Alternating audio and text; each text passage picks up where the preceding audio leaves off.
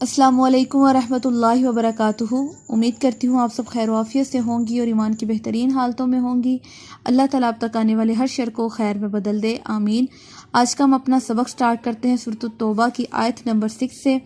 औज़ु बिल्लाहि मिनश शैतानिर रजीम। मैं पनाह मांगती हूँ अल्लाह की शैतान मरदूद के शर से। बिस्मिल्लाहिर रहमानिर रहीम। शुरू अल्लाह के नाम से जो बड़ा मेहरबान नहायत रहम करने वाला है। व इन अहदुन, और अगर कोई एक, मिनल मुशरिकीना, मुशरिकीन में से, अस्तजारा का पनाह मांगे आपसे, फ़अजिरहु, पस पनाह दीजिए उसको। ये किस वक्त की बात की जा रही है? ये तब की बात की जा रही है जब मुसलमान मुशरिक पर गालिब आ जाएं, उस पर कुदरत पा लें, मुशरिक जो है उसके काबू में आ जाए। और उस वक्त क्या करे? मुशरिक अगर मोमिन से पनाह तलब करे, किस लिए? कि वो कहे कि मैं तुम्हारे दीन को समझना चाहता हूँ, मुझे थोड़ी मोहलत दी दीजिए और मुझे पनाह दीजिए। तो आपका क्या फ़र्ज़ बनता है? हमारा कुरान, हमारी शरीयत क्या हुक्म देती है? वो कहती है कि अपनी उठी हुई तलवार को रोक लो, उसी जगह रोक लो। हत्ता, यहाँ तक कि यस्मा, सुने, कलामुल्लाहि, अल्लाह का कलाम। अब आपने इसको क्या करना है? अल्लाह का कलाम सुनाना है। कलाम क्या? कुरान सुनाना है और समझाना भी है। शायद कि वो ईमान ले आए, ठीक है। अगर कोई काफिर या मुशरिक जो है आपकी तलवार के डर से कह देता है कि मैं ईमान लाना चाहता हूँ, मैं कुरान को समझना चाहता हूँ, मैं तुम्हारे दीन की तरफ आना चाहता हूँ, तो हरगिज़ ये मत सोचकर उसको कत्ल कीजिए कि ये अपनी मौत से बचने के लिए मुझे इसलिए कह रहा है ताकि मैं उसको ना मारूं। हमारा कुरान कहता है अगर वो आपसे पनाह तलब करता है कुरान को सीखने की, दीन को समझने की, तो आप उसको पनाह दे दीजिए। सुम्मा, फिर अबलिगहु, पहुंचा दो उसको, मअमनहु, अमन की जगह, यानी जहां उसको अमन की जगह मुहैया करें ताकि कोई ज़बरदस्ती उस पर ना की जाए, वो आसानी से, आराम से, पुरसुकून माहौल में दीन को समझ सके और अपनी इस्लाह कर सके। हमारा दीन इतना अमन पसंद दीन है कि कहता है कि अगर दुश्मन पर तुम्हारी तलवार आ चुकी हो और जो दुश्मन है, जो काफिर है, जो मुशरिक है, तुमसे पनाह मांगे और ये कह दे कि मैं तुम्हारे से तुम्हारा दीन समझना चाहता हूँ ताकि मैं भी इस दीन में शामिल हो जाऊं, तो आप अपनी उठी हुई तलवार को वहीं पर रोक लें। अल्लाह अकबर। ज़ालिका, ये क्या? ये जो उसको मोहलत मिल रही है, ये किस लिए? बिअन्नहुम, सबब ये कि कौमुन, कौम है, ला यालमून, नहीं जानती। अल्लाह ताला फरमाते हैं कि ये कौम ऐसी है जो नहीं जानती। क्या नहीं जानती? अल्लाह के कलाम को, अल्लाह के दीन को, अल्लाह के कुरान को वो नहीं समझती। तो तुम्हारा फ़र्ज़ क्या बनता है? जब वो तुमसे इस बारे में, इस मामले में तुम्हारी मदद चाहे तो तुम उसकी मदद करो। कैफ़ा, किस तरह? यकूनु, हो सकते हैं, लिल मुशरिकीना, मुशरिकीन के वास्ते, अहदुन, कोई अहद, इंदल्लाहि, अल्लाह के नज़दीक, व इंदा रसूल ही, और रसूल के नज़दीक। यहाँ पर इस आयत पर इजहार ताजुब किया जा रहा है कि मुशरिकीन के वास्ते कैसे कोई अहद अल्लाह के यहाँ और उसके रसूल के यहाँ हो सकता है। ये तब का वाक़या है जब ऐलान बरात कर दिया गया। अल्लाह ताला ने कह दिया कि अल्लाह और उसका रसूल मुशरिकीन से बेजार है। तब अल्लाह ने कह दिया कि मुशरिकीन और जो काफिर है उनके लिए अल्लाह के यहाँ और उसके रसूल के यहाँ कोई अहद नहीं। इल्लल्लज़ीना, मगर वो लोग, अहद तुम, अहद बांधा तुमने, इंदल मस्जिदिल हरामी, मस्जिद हराम के नज़दीक। अब ये उन लोगों की बात आ गई जो सुलह हुदैबिया के मुकाम पर जिन लोगों ने अहद बांधा था और ये लोग मुसलमानों के हलीफ बने थे, तो इनकी मुद्दत पूरी होने में 9 माह अभी बाकी थे। तो अल्लाह ताला उनके बारे में फरमा रहे हैं, हमने पीछे आयत में भी पढ़ा कि आप मुशरिकीन के साथ जिहाद शुरू कर दें, लेकिन जिन लोगों के साथ आपका अहद है उनके साथ जिहाद नहीं करना जब तक मुद्दत पूरी नहीं हो जाती। तो अल्लाह यहाँ पे यही बात कर रहे हैं कि मुशरिकीन का कोई भी अहद अल्लाह और उसके रसूल के हाँ नहीं, मगर उन लोगों का, उन कबीलों का जिनका अहद तुमने बांधा हुआ था मस्जिद हराम के नज़दीक।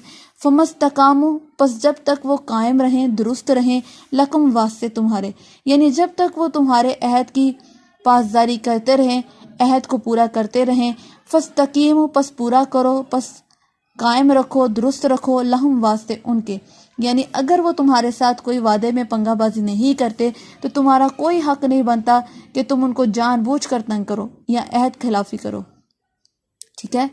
ان اللہ، بے شک اللہ، یحب، پسند کرتا ہے، متقین، پرہیزگاروں کو. یہاں پر پرہیزگاروں سے مراد ان لوگوں کی بات کی جا رہی ہے جو عہد کی پابندی کرتے ہیں، عہد کو پورا کرتے ہیں.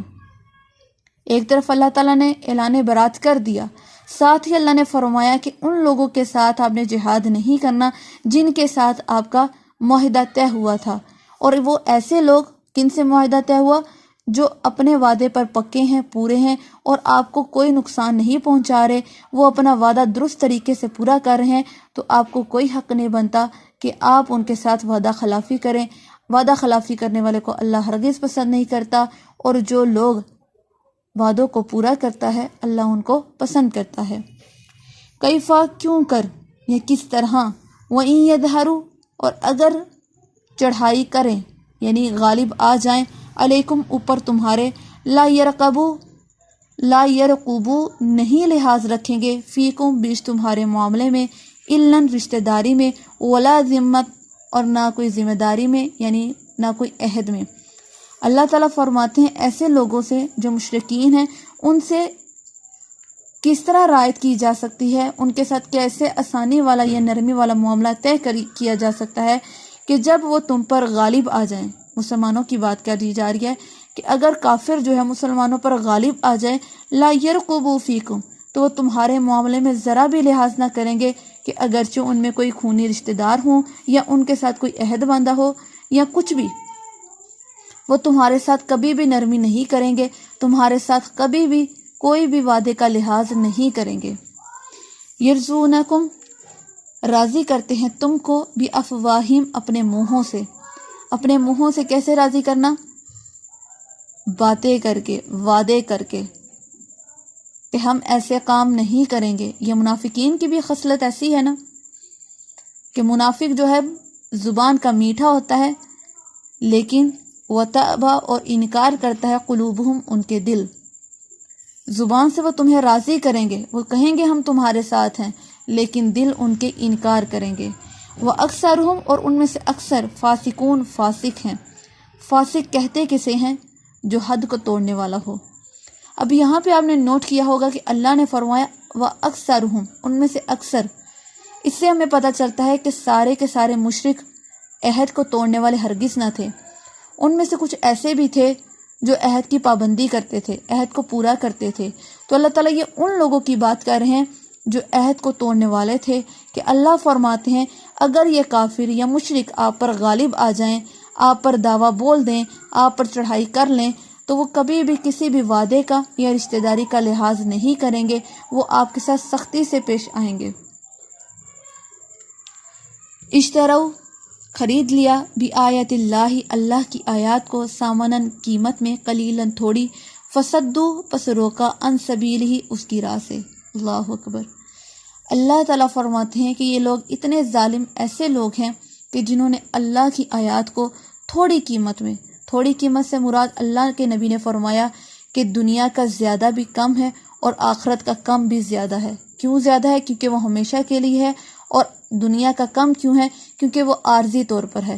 تو اللہ تعالیٰ یہاں پہ یہی بات کر رہے ہیں کہ جن لوگوں نے اللہ کی آیات کو تھوڑی قیمت میں خریدا یا بیچا، فصدوا عن سبیلہ، اس کی راہ کو روک، اس کی راہ میں رکاوٹیں پیدا کی، اس کی راہ میں چلنے والے لوگوں کو اللہ کی راہ سے روکنے میں منع کیا. تو اللہ تعالیٰ فرماتے ہیں ایسے شخص سے بڑا ظالم اور کون ہو سکتا ہے. ان لوگوں کو تو چاہیے تھا نا، جو یہود اور عیسائی تھے، ان کی کتابوں میں تو پہلے نبی کا ذکر تھا، قرآن کا ذکر تھا کہ آخری نبی آئیں گے، اور ان کو انتظار بھی تھا.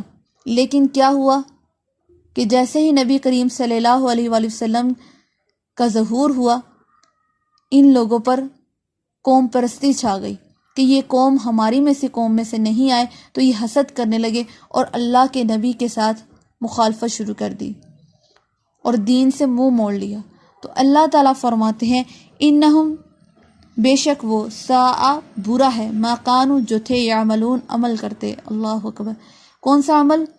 کہ دین کے بدلے دنیا کو خرید لیا، آخرت کے بدلے دنیا کو ترجیح دینے والے، بخشش کے بدلے گمراہی کو خرید لیا، گاٹے کا سودا کر لیا۔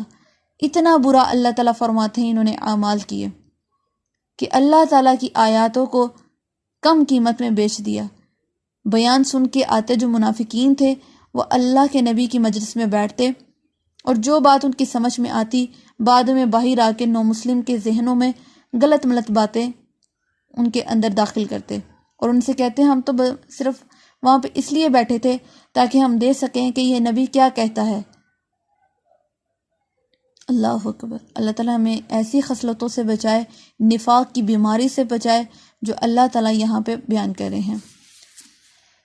لا یرقبون، نہیں لحاظ رکھتے، فی مؤمنین، بیچ مومنوں کے بارے میں، یعنی مومن کے معاملات میں ذرا بھی لحاظ نہیں کرتے۔ کون؟ مشرکین مکہ۔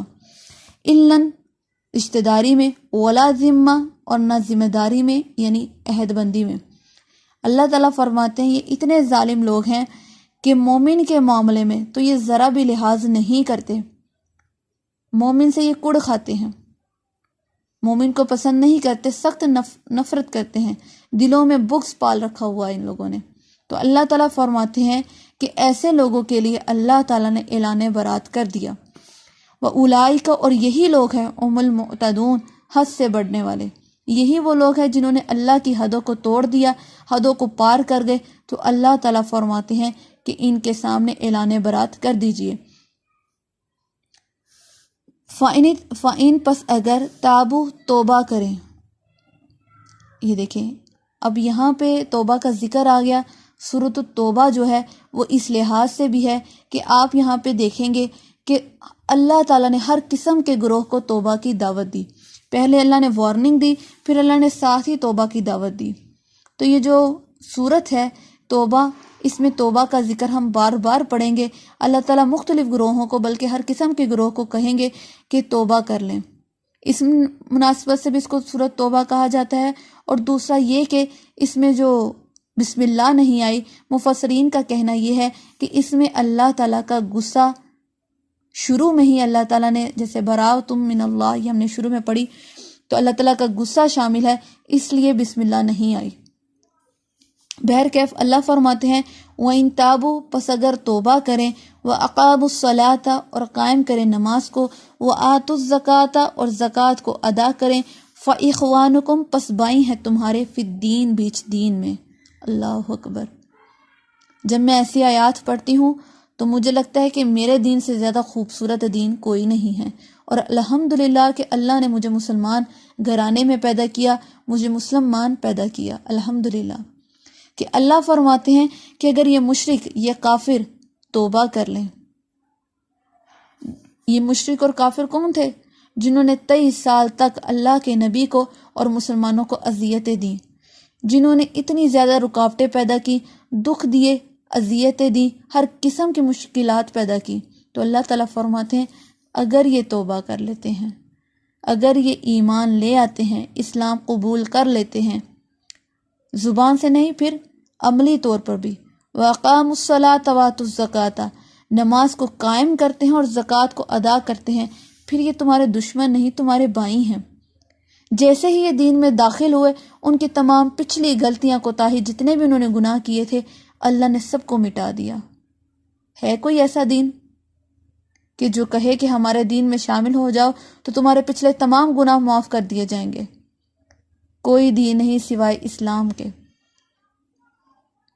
کہ جس دین میں اللہ نے فرمایا کہ اگر کوئی کافر مشرک دین اسلام قبول کرتا ہے تو اس کے پچھلی زندگی کے تمام گناہوں کو اللہ معاف کر دیتا ہے، اور اس کو ایسا کر دیتا ہے جیسے وہ ابھی ماں کے پیٹ سے پیدا ہوا ہو۔ وَنُفَصِّلُ، اور تفصیل سے آیاتی، وَنُفَصِّلُ الْآيَاتِ، اور تفصیل سے بیان کرتے ہیں نشانیاں، یعنی کھول کھول کر اپنی نشانی کو بیان کر رہے ہیں، لِقَوْمٍ، اس قوم کے لیے، يَعْلَمُونَ، جو جانتی ہے، جو علم رکھتی ہے۔ پہلے ہم نے آیت میں پڑھا اللہ تعالیٰ فرماتے ہیں لا يعلمون، جو نہیں جانتی، جو نہیں جانتی اس کو دین کا سبق دو، اس کو دین کی طرف لاؤ۔ اب یہ ان کی بات کی جا رہی ہے جو دین کو تھوڑا بہت جانتے ہیں، اس کو مزید سمجھانے کے لیے اللہ تعالیٰ کھول کھول کر اپنی آیات کو بیان کر رہے ہیں تاکہ انسان کو کسی بھی لمحے میں مشکل کا سامنا نہ کرنا پڑے۔ اگر وہ کہیں پہ پھنس جاتا ہے، اگر کوئی ایسے گناہ کر بیٹھتا ہے تو اللہ فرماتے ہیں وَإِن تَابُوا، بس اگر توبہ کر لے، اپنی اصلاح کر لے، اس گناہ سے معافی مانگ لے اور کہہ دے اللہ آج کے بعد ایسا کام نہیں کروں گا، تو میرا رب کہتا ہے کہ میں اس گناہ کو مٹا دیتا ہوں اور جتنے بھی اس نے پچھلے گناہ کیے ہوتے ہیں سب کو معاف کر دیتا ہوں۔ اللہ اکبر۔ ہمارا اللہ تو ہم سے اتنی محبت کرتے ہیں کہ بہانے ڈھونڈتے ہیں کہ میرا بندہ میری طرف آئے تو صحیح میں اس کے لیے جگہ جگہ آسانیاں رکھوں، لیکن ہم کیا کرتے ہیں؟ ہم اس قرآن سے اور اللہ کی محبت سے بہت ہی دور چلے گئے۔ جب ہم نے اس قرآن کو پیچھے ڈال دیا، ہماری زندگی مشکل ہو گئی، ہم پر یہ عذاب نازل ہوتے گئے، کبھی مہنگائی کا، کبھی بیماریوں کا، یہ عذاب ہی ہیں۔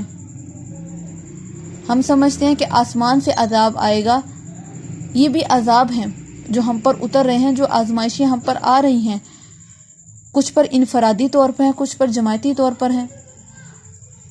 تو ان آزمائشوں کی وجہ کیا ہے؟ ہمارے اپنے گناہ ہیں۔ اگر ہم اللہ سے سچے دل سے توبہ کر لیتے ہیں اور اپنی اصلاح کر لیتے ہیں تو انشاءاللہ ہمارے حالات بہتر ضرور ہوں گے، بشرط یہ کہ ہماری توبہ سچی اور پکی ہونی چاہیے۔ اللہ تعالی ہمیں سچی اور پکی توبہ کرنے کی توفیق دے اور ہمیں نیک اعمال کرنے کی توفیق دے، آمین۔ آج کا سبق ہم یہی تک رکھیں گے، باقی انشاءاللہ تعالی کل اگر زندگی رہی تو یہیں سے کنٹینیو کریں گے۔